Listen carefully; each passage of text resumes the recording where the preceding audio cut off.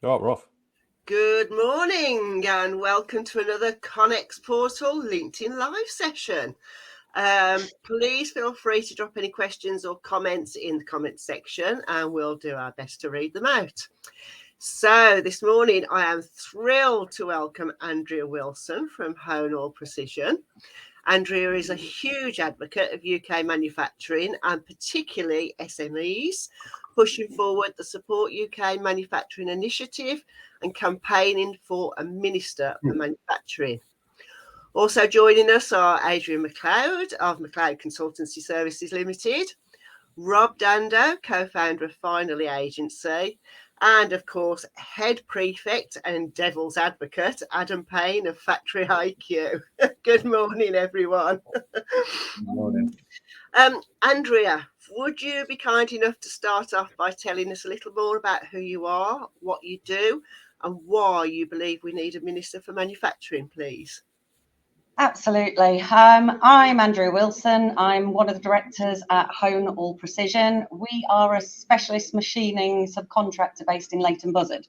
So we do deep hole drilling, deep hole boring, honing and CNC turning. So we're quite specialised in what we do. We service every industry, every sector, everything from hip screws to rocket launch tubes. So it really is a very wide and varied sort of product range or service range that we offer. We're a small team of 40 and very much an SME and very much a sort of family-run SME. For the last 25 years, I've basically taken every opportunity and invite to try and improve and change the way that SMEs are perceived and also supported by government. Because I was very fortunate to be involved with Jeff Nelder at Cranfield University, who was fabulous in the way that he approached manufacturing. And he invited me to a lot of places that I wouldn't probably have been allowed to enter at that time. And I used to sit on these boards and panels and listen to a who's who of engineering and manufacturing feeding into government. And they'd sit around the table and go, we have 14 sites in 7 different countries and employ 5,000 people. And this is what we need from government as an engineering and manufacturing sector. Well, 99% of engineering and manufacturing businesses are SMEs. They're less than 250 employees.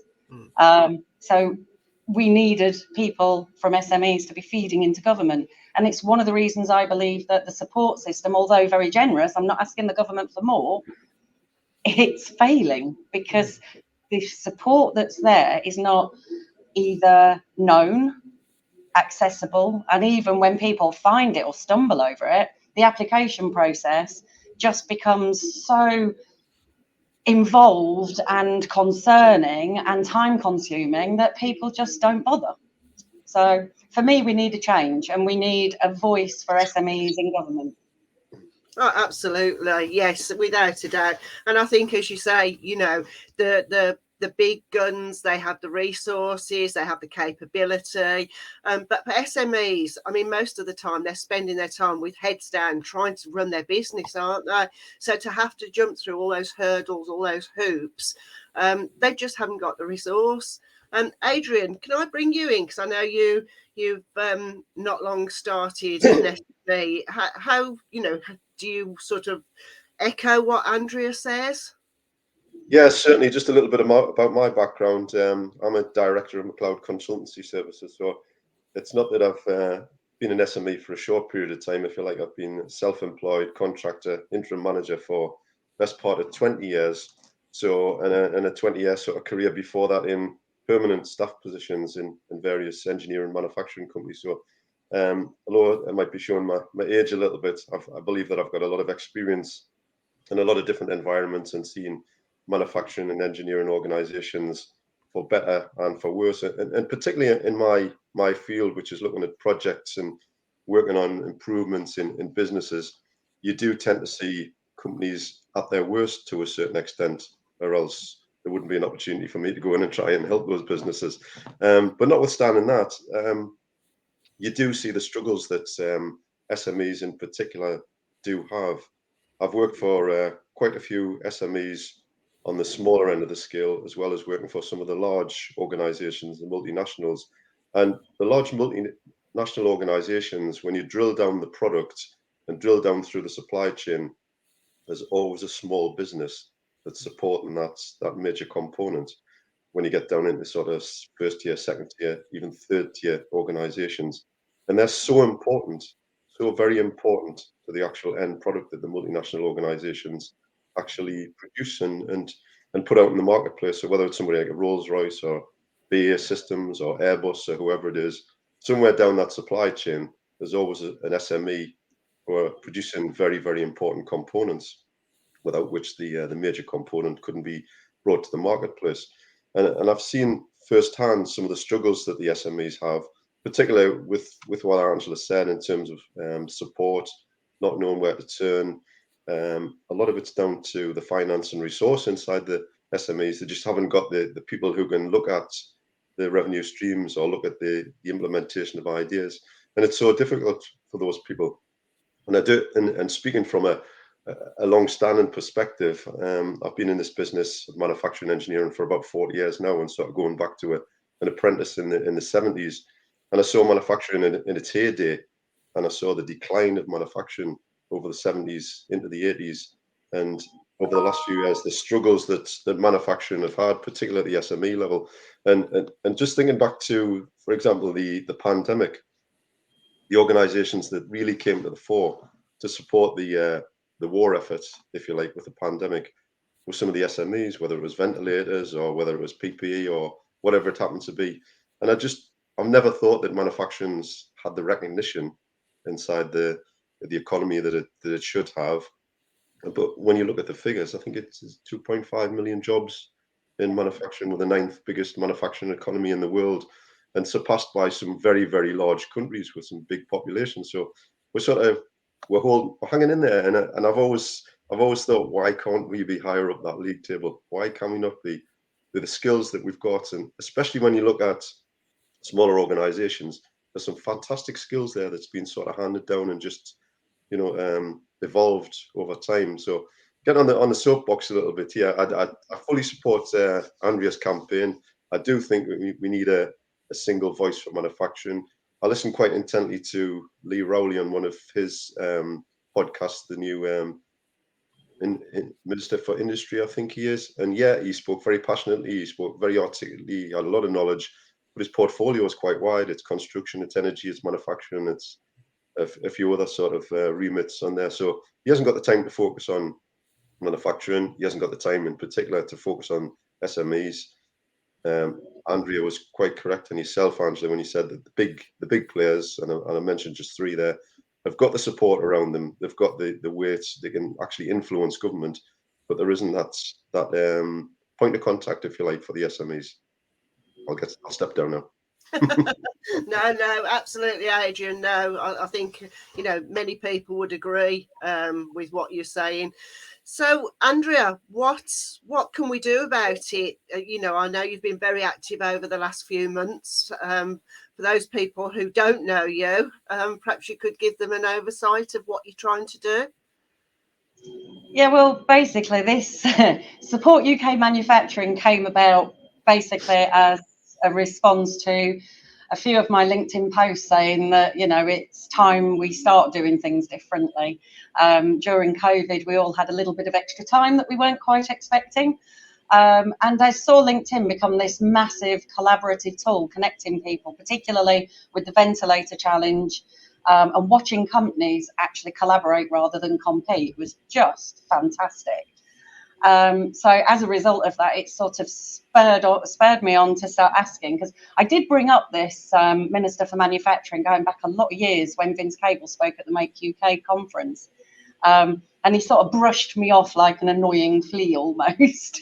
Sort of, well, I think we're doing a great job as we are, don't you? And I'm like, well, no, because otherwise I would have brought it up.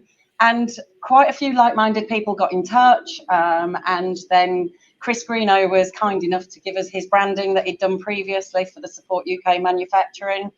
So we're not a fee-paying membership organisation. We are simply a dozen really passionate people who basically are doing this in their spare time, in their own time, because we feel it's time to do something to change things. So we launched a petition which was my rookie mistake. I didn't realise that change.org was not taken seriously in any way.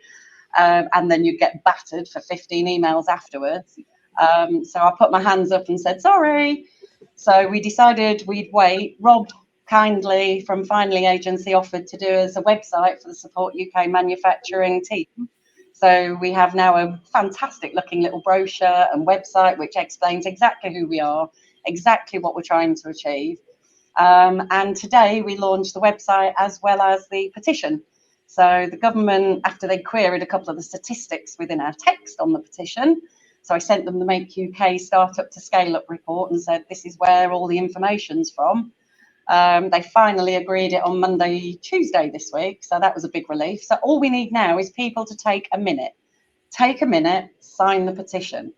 You know, the amount of people that I speak to who are unhappy either with skills funding or the way skills training is offered in the local colleges, support networks in terms of, you know, let's be honest, the government keep criticising us saying, you know, we need to increase our productivity, but then they offer us grants which are based on employing more headcount rather than improving productivity. You know, there's a disconnect. So we need to get change, and the only way we can do this is for people to actually join in the debate, click on the link, and don't forget to click on the email that you get afterwards to verify your email address, please. And I promise you the government don't batter you with emails afterwards because we've tested it. So you might get updates if you click the link. But yeah, we need 100,000 signatures to get this debated in Parliament. Sometimes they do consider debating it a little earlier. But we really need to get the support behind this, and we need to show the government that we're all serious about this. Yes, we're busy. Yes, we're enjoying a bounce back. Yes, our businesses need us, but so does our industry. And so we've got to pull together, and we've got to take that few minutes just to show the strength of feeling for this.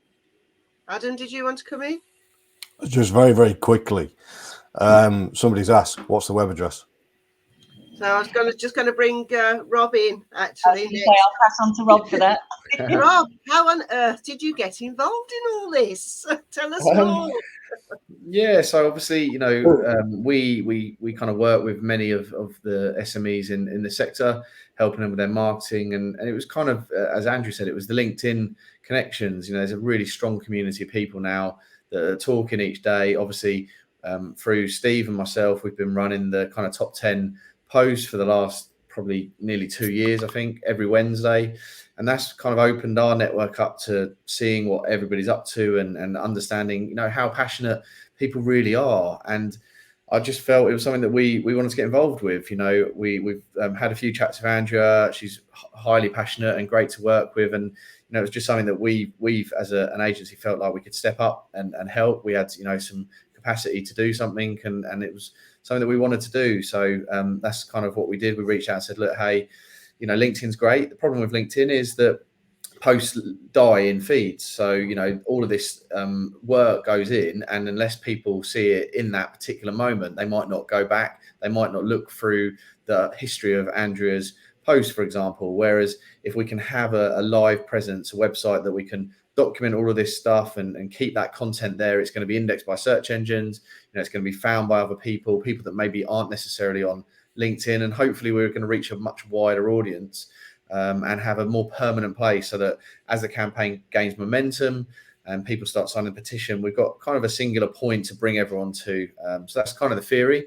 So now we've all got to work really hard, obviously, to you know, get that reach out to our individual networks, and, you know, then try and get more and more people to sign up. And hopefully we'll encourage other people, and actually not only will that build a nice community around the website, but actually it may increase the activity on LinkedIn and getting people using the hashtags that we're all using day in, day out to try and promote UK manufacturing to the wider world. Exactly. And would you be able to drop a link to the website in the comments for us? Yeah, I'm just looking out of the office because it's meant to be going live any minute. So I'm just waiting for a little thumbs up, and then we'll announce it. Yeah, we're launching at 10 a.m, Angela, with the LinkedIn post, and there'll also be a link immediately to the petition. So all you need to do is click on the graphic that's attached to the LinkedIn post, and it'll take you immediately to the petition. So you don't even have to go hunt for it. Fabulous. And Rob, obviously, you know, I mean, I know, as you said, that the posts on LinkedIn, they tend to die quite a quick death. So what can we do on LinkedIn? What can we do to keep that rolling round and get more people to actually see Andrea's posts and see that link to the website? So I think it's just about, I mean, you know, for those that really want to support campaign, you could do things like add the link and the graphics into, maybe we can create some banners actually, probably to put into your banners or add it to your existing banners so that people are there. For many people now, there's actually a new feature in LinkedIn which allows you to have a link at the top of your profile. So where your hashtags are, you can link out. So, you know, you could take that opportunity to, you know, take one for the team and not link to your own websites, but link to the Support UK manufacturing site. And then I think just about regular content posting, you know, every time you post, maybe mention it at the bottom, you know, like, don't forget, you know, this is a campaign that we're all passionate about. Please sign the petition below.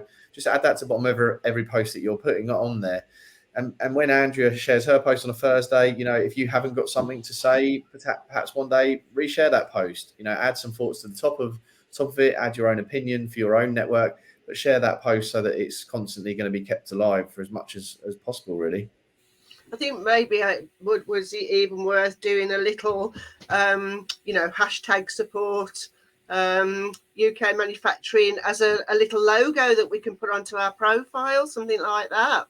Yeah, so we've got some graphics, so we can certainly sort something out. Start pushing a hashtag. Start pushing a hashtag within LinkedIn. I mean, keep the feed going. Yeah, all of this started with a shout about UK manufacturing. Then Chris Greeno from SD kindly gave us his graphics, so we became hashtag support UKMFG. But we're also using the hashtag sign and support UKMFG for the petition. And then, of course, because Rob and the team use the hashtag UK manufacturing to look at their top 10s, etc., we include that. So we've ended up with about half a dozen now. But yeah, anything you can do to raise awareness is really, really appreciated because, you know, as you mentioned earlier, Adrian, there's 2.5 million people employed in this industry. And the majority of them are working in small, medium businesses, you know, and we need to basically make sure that everything that's now the government are focusing on actually takes the SMEs into account. So what's the next big push then, Andrea? Obviously, you know, we're going to launch today at 10 o'clock. So that'll be the push now going forward. So how are you hoping that this will escalate and move it forward to really get the voice heard?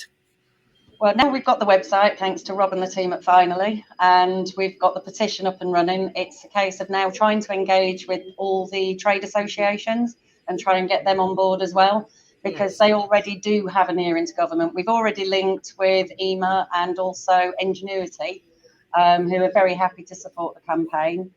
We have a few other people that we're talking to at the moment. So we're going to try and get the trade associations involved and get them on board so that they can spread the word to their members. But we've had to be careful until we had the website, and Rob's even done us a lovely little brochure based on our original mission and vision document, which was me playing on the laptop at home. You know, we now have something to present, and we're hoping that we will actually be invited into Parliament to actually discuss this with people who can make a difference. You know, at the end of the day, we can save Rishi a lot of money, you know, if we just talk correctly. He's talking about the public finances.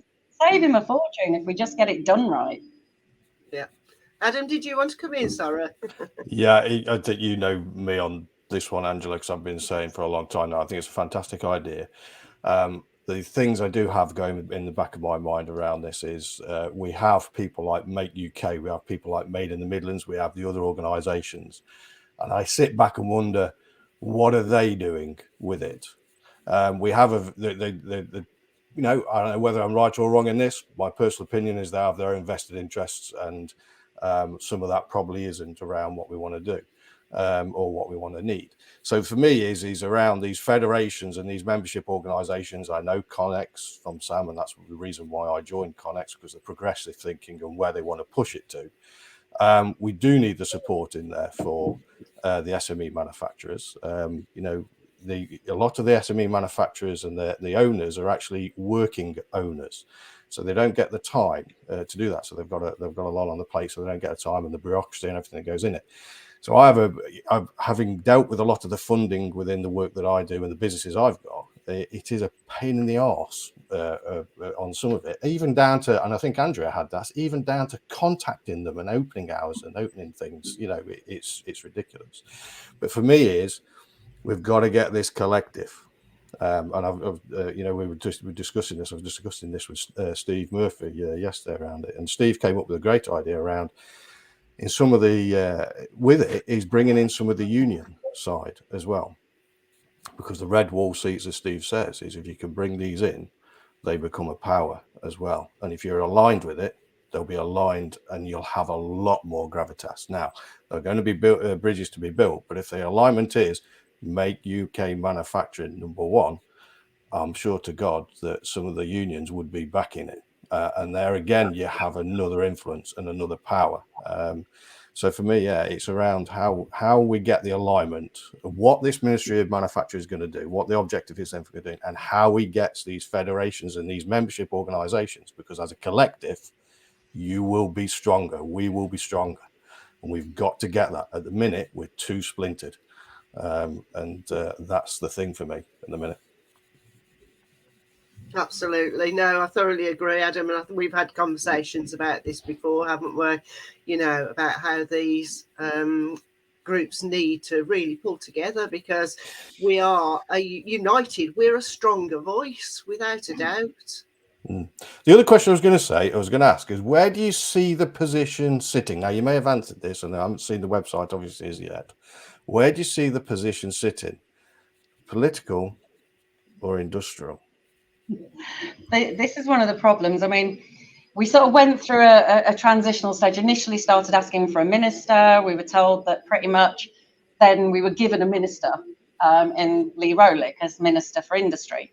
Well, he also represents, the beautician industry, the beauty industry. So it's too broad a remit. So we sort of moved over to a commissioner, thinking that would actually give us more consistency, and basically they wouldn't be at the behest of political changes and, cabinet reshuffles. But we've had a really good contact in Bays, who's been actually really actively listening to some of the ideas we've had, and then feeding back on some of the things to us about what we've been doing. And he actually said he thought the minister would actually get more traction than the commissioner role. But for me, I really would like to see it as more industrial than political, because we need somebody who actually loves this industry. We need, for years now, Make UK have basically brought politicians to factories like mine, shown them around, bought them in. They think it's amazing. They go back fired up, and 3 months later, they're in charge of education or they're in charge of transport. Yeah. And this is one of the problems we've got, in that we just can't get this consistency of support, and we can't get this consistency of voice, or this united voice. So, I think we have no choice for it to be political, but it would be much better if it was industrial. And I think it's quite sad. And I know, Andrea, we had a conversation over message, didn't we, when I said to you about the all-party manufacturing group. Now, Andrea didn't know that existed. I think many people don't know it actually exists, but it's supposed to be a group made up of politicians from the different political parties who are supposed to come together with everything to do with manufacturing. I've not seen that they've done anything. You go and look online and try and find information about them, and it just seems to be an absolute stagnant group.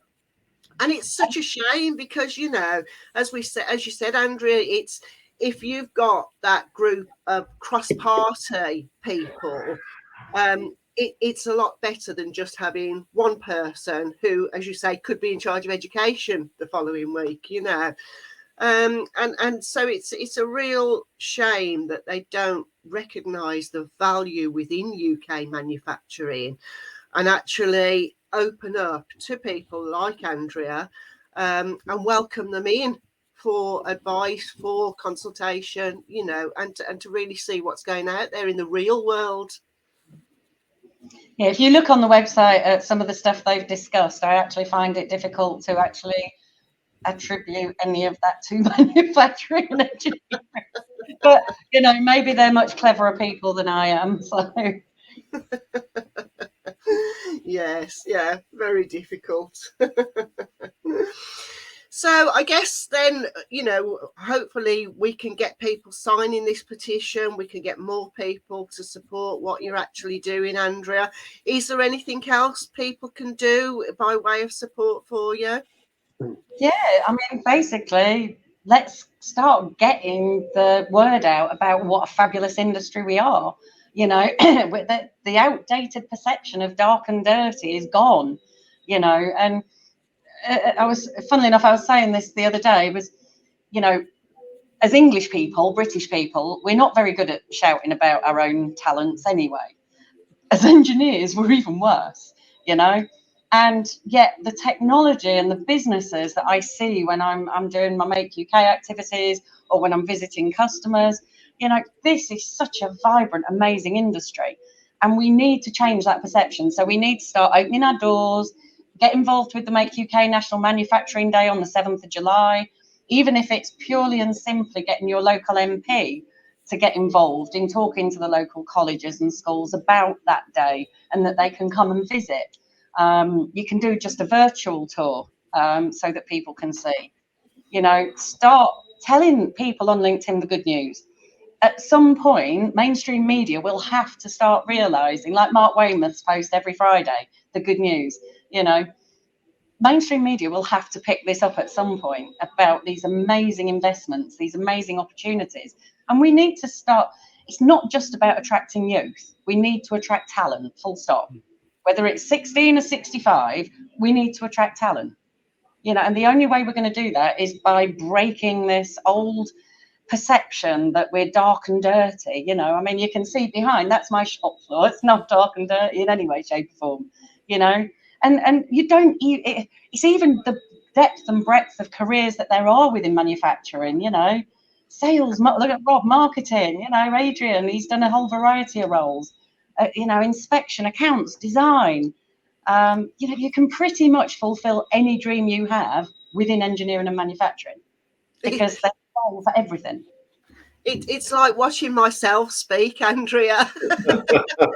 you know the things around it, Angela. I mean, I you know, either love him or I hate him. James Dyson. I listened to his podcast with Tim Ferriss a few months back, and the younger generation. You know, we talk about sustainability, we talk about greener side recycling and everything like that. The people that are going to make that change in the world are the engineers, the manufacturers, and the scientists. Yeah. So if the younger generation really want to make a difference on how the world and the environment and the impact on the world, manufacturing, engineering, and scientists, so they can really get involved. And that's the, you know, James Dyson said that in his podcast, and I thought how true that was. That is very, very true. And we need to attract more. We had a conversation in the manufacturing hour the other week around the marketing of UK manufacturing. And it's like we do have two hats, because your marketing should be targeted to your audience that you need to sell to. But we also need to have a marketing that markets manufacturing and what we do as well. So we've got a two-pronged approach. So we're attracting people in from a younger generation and the older generation as well, because it's the skill sets we need, as well as doing the marketing to our target audience and our prospects. So yeah, I think that's a really great point, Adam. And when we talk to, you know, clients as well, we're saying they have to think like that. They have to think probably like our industry. Okay, we're the cool industry, if you like, and you know, we play pool, we drink coffee, and all of this sort of stuff. But actually, you know, the reality is it's about culture. It's about showing that culture off, and marketing agencies generally get that right.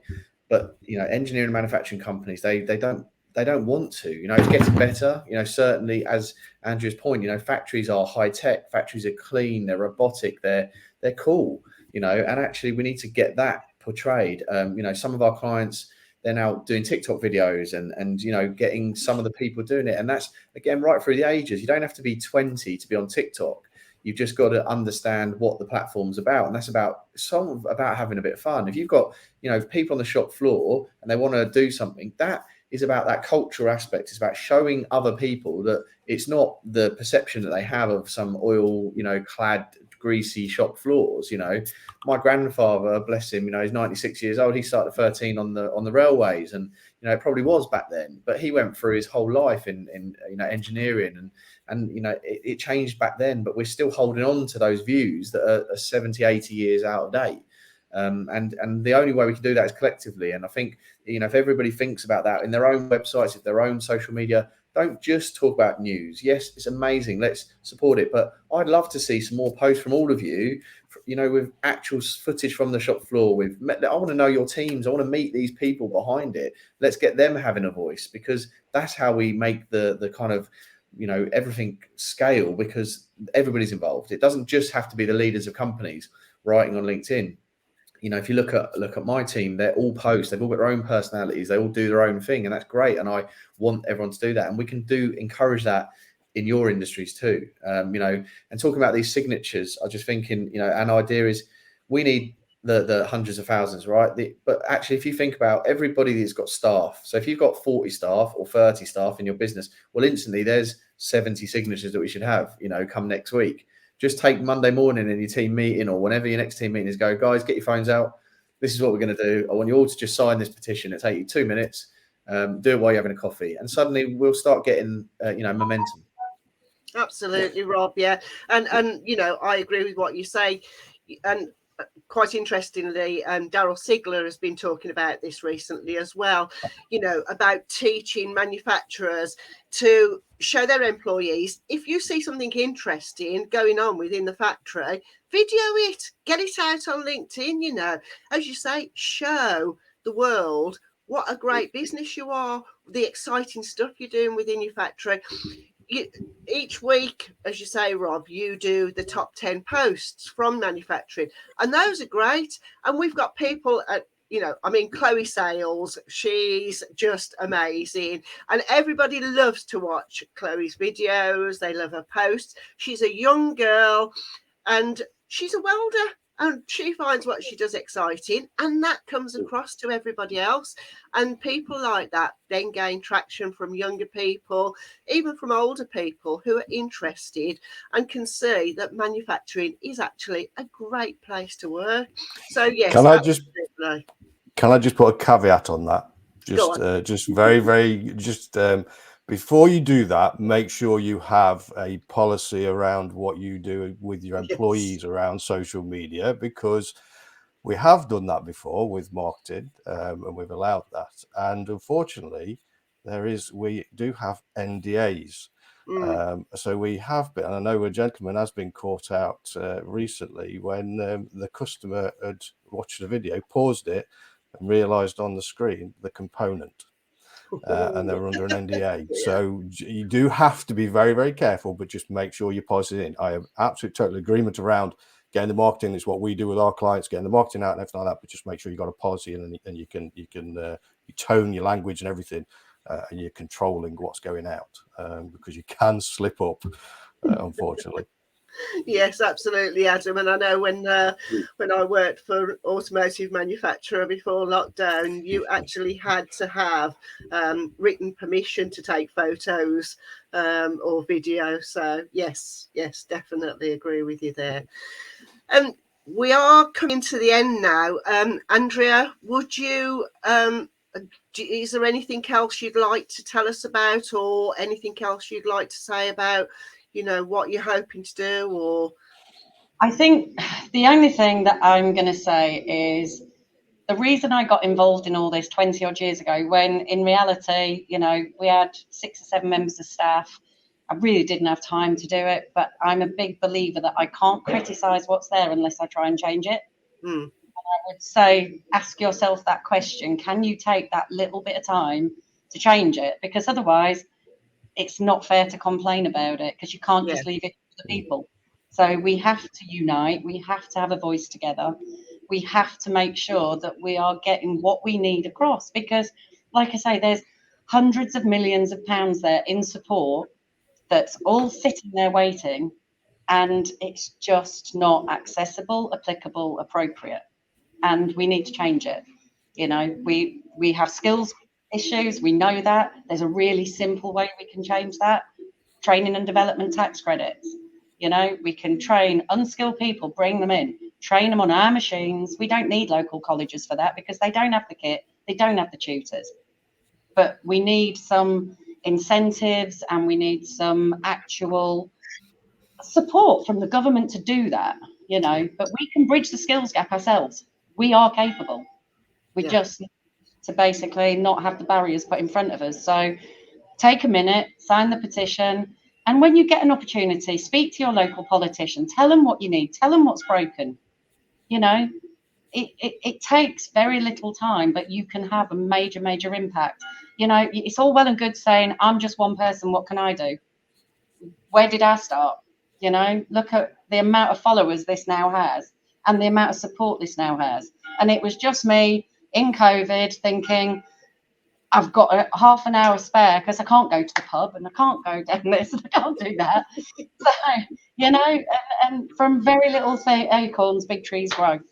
Absolutely, Andrea, and we're 100% behind you, and we really hope that everybody who watches this and has been watching it will be too, and we'll get onto that website created by Rob and his team. Just had the thumbs up, so we are now live. Support ukmanufacturing.co.uk. Well done to everybody at Finally Agency. You've been brilliant. Thank you so much for doing that. That's great. And obviously, thank you for the panel for taking part today.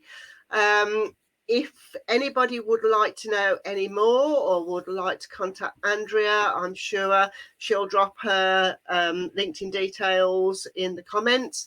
And hopefully Andrea or Rob will also drop in the address for the website as well, so that people can get on there. Please do share it. Please do spread the word. Tell everybody about what Andrea is trying to achieve and give her the support that she certainly deserves. So thank you again to all the panel. If anybody would like to know any more about ConeX Portal, and you'd like to get involved or become a member, also please contact Sam Bainham or myself. Thank you, everybody, and have a good day. Thank you. Thank you. Bye.